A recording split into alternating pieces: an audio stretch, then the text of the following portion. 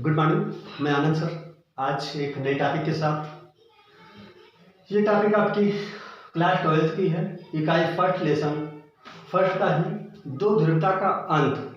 इसमें इस टॉपिक में शॉक थेरेपी क्या है, इसके परिणाम क्या हुए, विवेचना कीजिए। आइए देखते हैं कि शॉक थेरेपी का अर्थ क्या होता है, ये किस तरह से रूसी सामाजिक व्यवस्था को चेंज करना चाहती थी, या क्या इसका अर्थ है और कहाँ तक ये अपने मॉडल में या नियम में सफल हुई थी।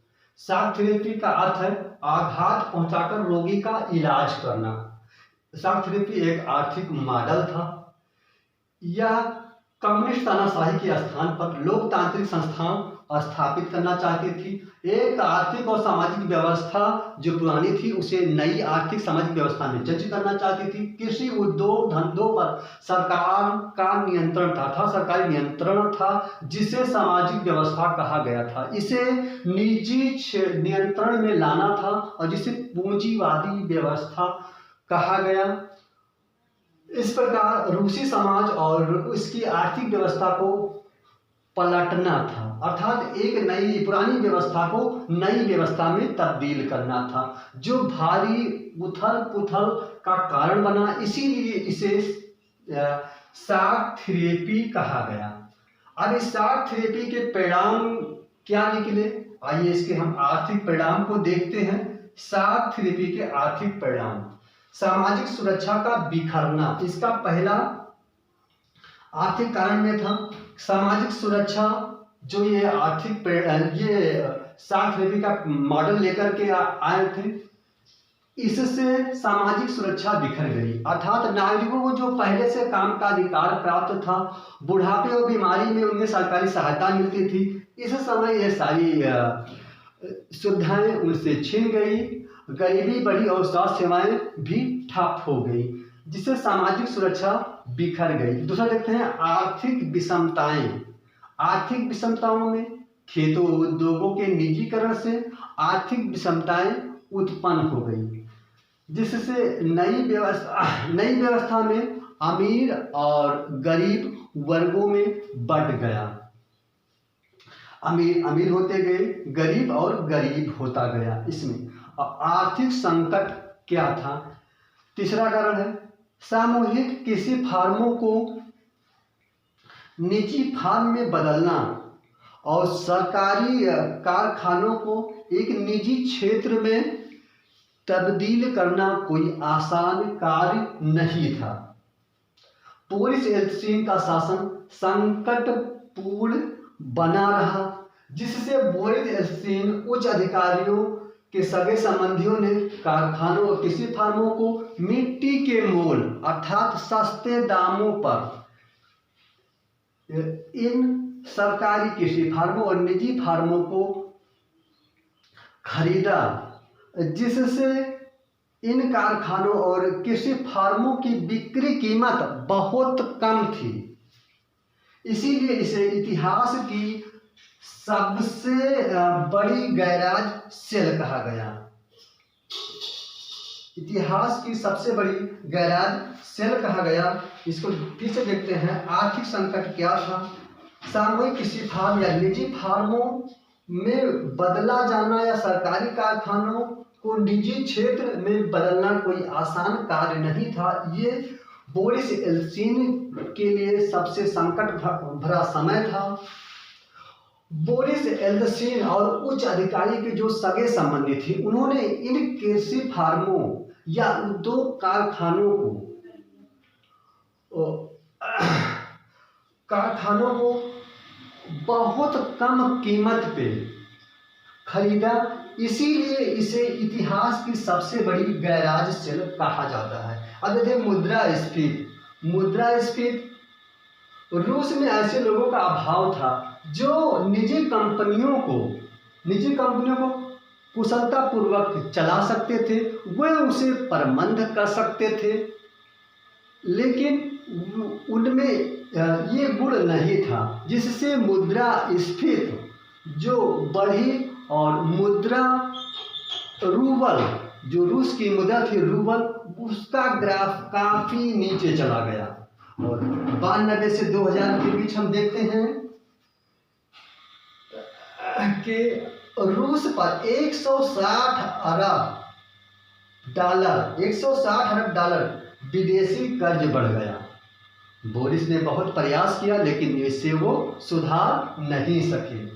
पुराना कृषि या औद्योगिक फार्म का ढांचा तो टूट चुका था, लेकिन इसकी जगह पे एक नई व्यवस्था स्थापित नहीं हुई थी, जिससे रूस के सामाजिक या आर्थिक रूप से जो वहाँ के नागरिक थे, या हम कहें कि डॉक्टर थे, मजदूर थे, सरकारी कर्मचारी थे, ये अपने वेतन के लिए वहाँ ये प्रदर्शन करते, संघर्ष करते, जिससे वहाँ की व्यवस्था और भी काफ़ी नाजुक स्थिति में थी। देखते हैं इसके शॉक थेरेपी के राजनीतिक परिणाम क्या थे। लोकतांत्रिक संस्थाओं का विकास धीरे धीरे होता है। कहते हैं जब लोकतांत्रिक शासन व्यवस्था चलती है तो एक बैग उसमें परिवर्तन नहीं होता है, धीरे धीरे उसमें विकास होता है। रूस से अलग होकर कजाकिस्तान और उज्बेकिस्तान आदि देशों के संविधान निर्मित हुए, लेकिन यहाँ पे बहुत फास्ट ये संविधान बनाने का प्रयास किया गया था, जिससे सांसदों के मुकाबले कार्यपालिका को अधिक शक्तियां प्रदान की गई, जिससे एल्त्सीन की लोकप्रियता दिन प्रतिदिन कम होती गई। 1993 में बोरिस एल्त्सीन ने संसद को भंग करने की धमकी दे डाली और 1993 में ही यहाँ पे इन्हें इमरजेंसी या आपातकालीन व्यवस्था लानी पड़ी और 94 में चेचन्या संघर्ष छिड़ गया और 95 में जो चुनाव हुआ तो बोरिस एल्त्सीन मात्र 157 सीटें ही जीत सके 450 सीटों में।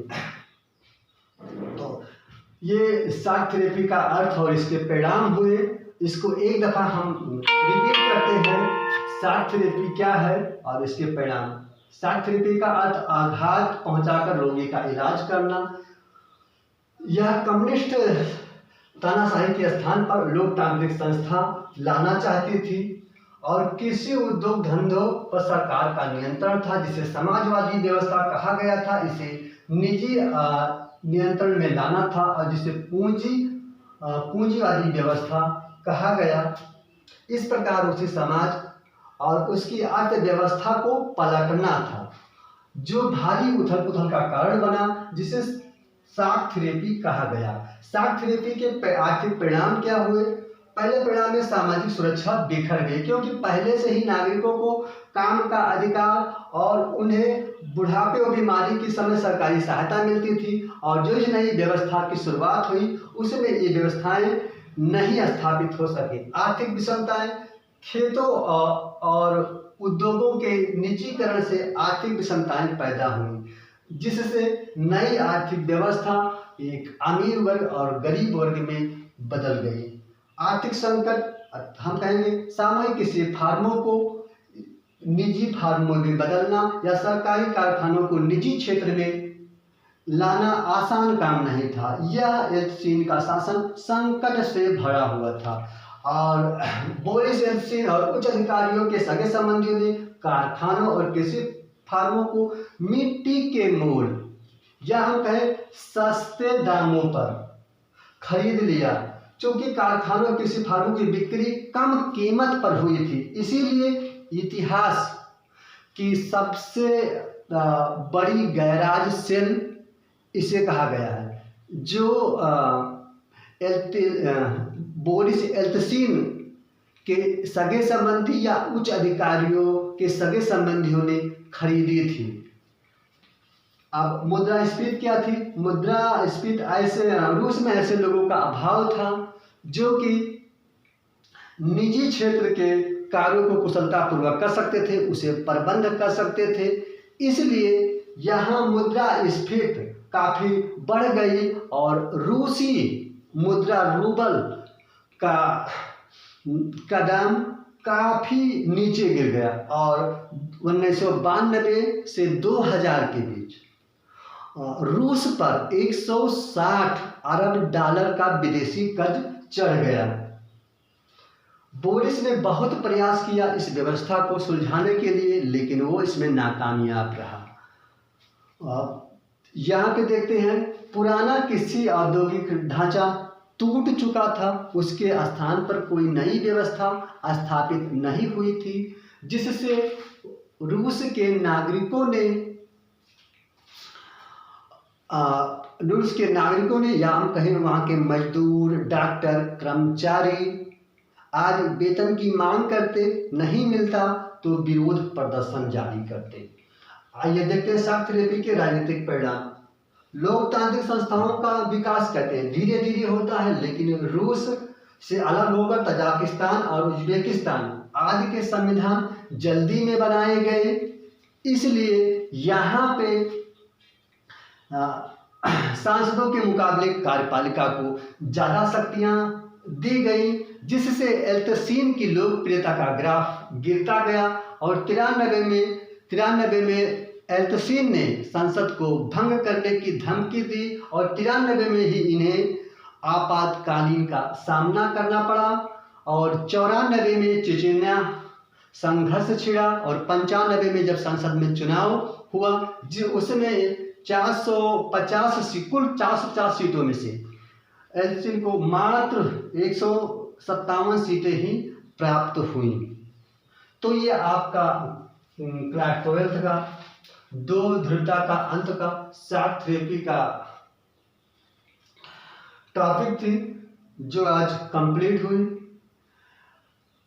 जैसे आप लोगों ने इसको देखा, इसको बाद देखा, उसके बाद आप लोगों को अगर एक दफ़ा वीडियो देखने के बाद नहीं समझ में आता है तो उसको 2 बार देखिए, 3 बार देखिए, ये टॉपिक एकदम स्पष्ट क्लियर हो जाएगी। और हम प्रयास करेंगे कि अगले टर्न पे जो वीडियो आए वो काफ़ी और इससे बेटर रहे।